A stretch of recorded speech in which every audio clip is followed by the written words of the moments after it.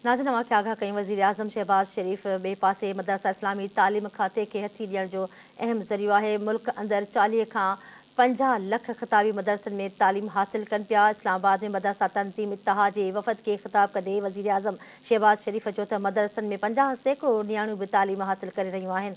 हुन चयो त मदरसा इस्लामी तालीम ऐं शौर खे हथी ॾियण में अहम किरदार अदा कनि पिया।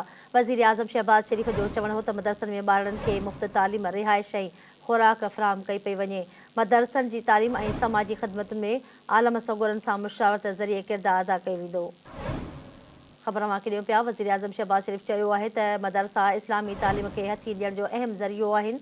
मुल्क अंदर 40 खां 50 लख ख़िताबी मदरसनि में तालीम हासिल कनि पिया। इस्लामाबाद में मदरसा तंज़ीम इत्तिहाद जे वफ़द खे ख़िताब कंदे वज़ीर आज़म शहबाज शरीफ़ चयो त मदरसनि में 50 सैकड़ो नियाणियूं बि तालीम हासिल करे रहियूं आहिनि। हुन चयो त मदरसा इस्लामी तालीम में शौर खे हथी ॾियण में अहम किरदारु अदा कनि पिया। वज़ीर आज़म शहबाज शरीफ़ चयो हो त मदरसनि में ॿारनि खे मुफ़्त तालीम, रिहाइश ऐं खुराक फ़राहम कई वञे थी।